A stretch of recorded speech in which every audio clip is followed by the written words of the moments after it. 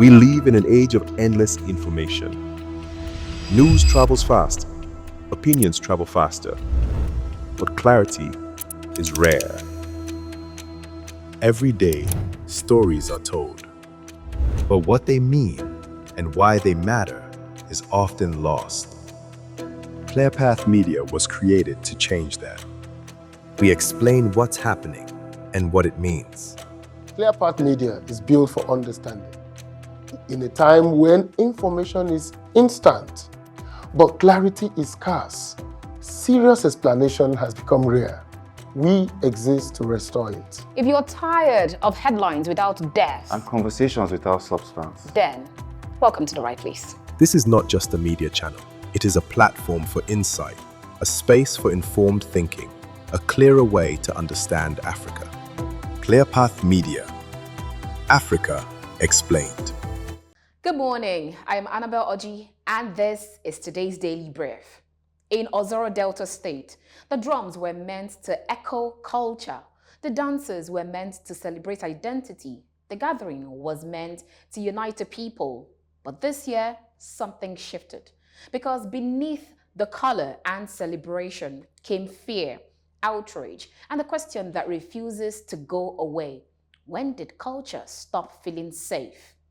Now let's talk about the state of play when celebration turns chaotic. Here's what actually unfolded, because videos were shared, voices rose, stories spread. Women and girls who should have been part of the celebration, even from their homes and comfort zones, were instead seen running, hiding, resisting unwanted advances in crowded public places. What should have been laughter and music became panic and confusion. And suddenly, a festival known for heritage was being talked about for something else entirely. Not pride, not unity, but harm. Now let's talk about the real issue here. But let's not dilute it. This is not culture. This is not tradition. This is not heritage. This is misconduct, enabled by silence and disguised as ritual.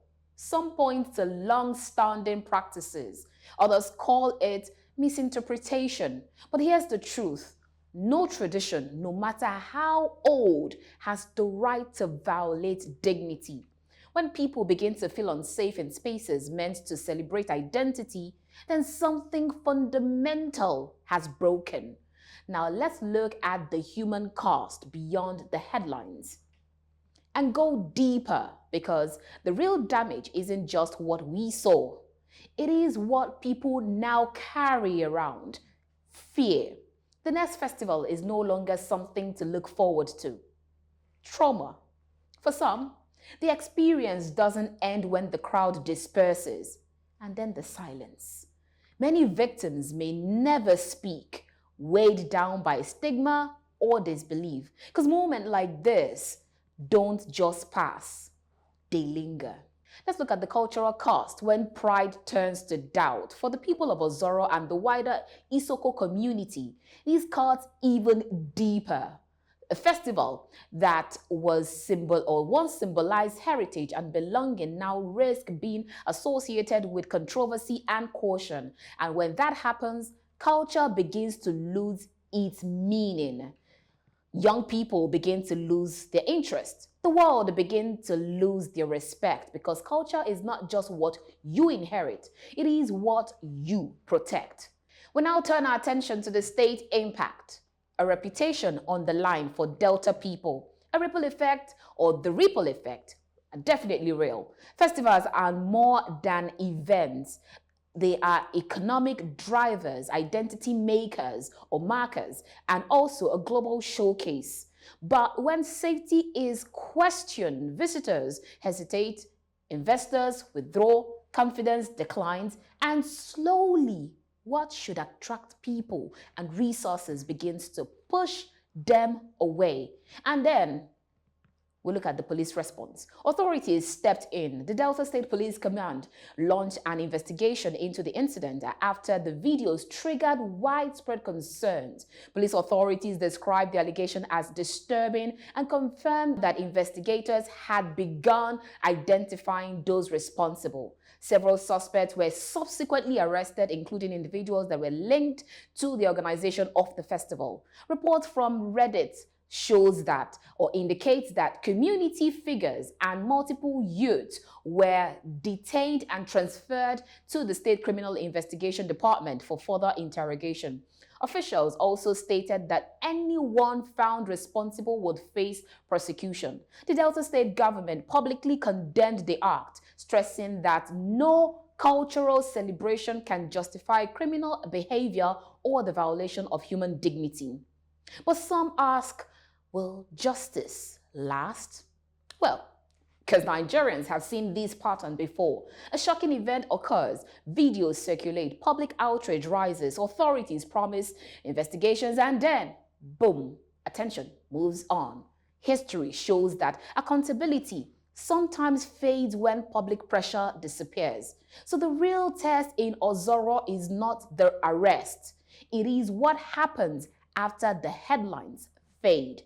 Will prosecutions follow? Will victims receive justice? Or will the story quietly disappear from national attention? That question remains really open at this point. Now, let's talk about what this actually happened, the hard truths. Let's confront it directly. Silence gave it space. Lack of consequences gave it confidence. Poor structure gave it opportunity. These didn't happen overnight. It built up, unchecked, unchallenged, and underestimated. But when traditions are misused, cultural celebrations are meant to preserve identity. And according to Channels Television's report on this matter, history shows that traditions can sometimes be misused by individuals hiding behind them. Across different parts of Nigeria, there have been incidents where festivals or communal gatherings became flashpoints for violence, harassment, or disorder.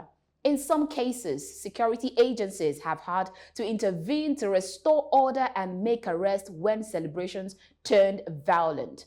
But the lesson is clear. Culture itself is rarely the problem. The problem is when rules disappear and accountability disappears with them. We now turn our attention to the generation question.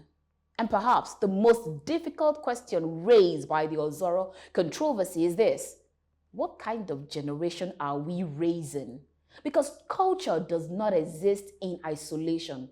It is shaped by the values the young people learn from the society around them. Nigeria today is one of the youngest countries in the world. More than 60% of the population is under the age of 25. Now, this means that behaviors tolerated today will definitely shape the country's future tomorrow. When young people grow up believing that harassment can be excused as celebration, then society has a deeper problem to confront. Communities must ask themselves, are young people being taught respect? Are elders speaking strongly enough against abuse? Are institutions even responding quickly enough when wrongdoings occur? The answers to these questions will determine whether the next generation inherits culture or chaos. Now let's look at the big picture, because moments like the Ozoro controversy are not just isolated incidents. They are reminders that tradition must evolve, reminders that dignity must remain non-negotiable, and even reminders that culture survives not because it refuses to change, but because it chooses to protect the people who carry it forward. Now, the drums in Ozoro will likely sound again. Festivals will return, crowds will gather, but the real question is not whether the celebration will continue. It is what kind of celebration it will be. Because culture survives when it evolves, and the strongest traditions are not the ones that refuse to change, but the ones that choose to protect the people. What is the way forward as we reclaim the festival? We're looking at reclaiming the festival, because if this festival must continue, and it should definitely, then it must change, not cosmetically, but fundamentally. Accountability must be visible, not whispers, not warnings, not silence, but real consequences. Rules must be clear and enforced, not ambiguity. No loopholes. Security must be proactive, presence that prevents, not just react. Leaders must speak and act. Tradition must be guided, not left unchecked. Communities must protect their own people because safety is everyone's responsibility. And above all, victims must be heard, supported, and never blamed. Now, here's what we think at Clear Path Media, because this is the moment of truth where for Ozoro people, because the culture is not defined by how loud the drums are, but how safe the people feel when they dance to these drums or music or the tunes, if you will. It is not measured by how long it existed, but by how well it adapts to protect human dignity. Good morning. My name is Annabel Oji, and this has been Daily Brief with me. We live in an age of endless information.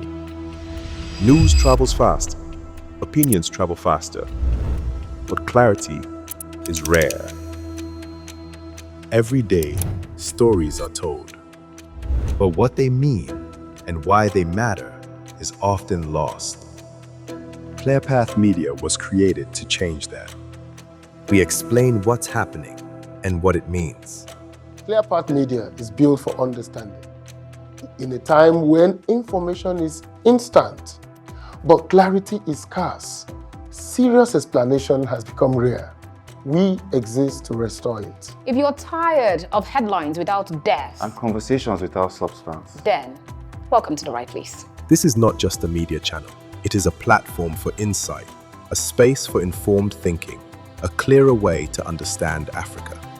Clear Path Media. Africa Explained.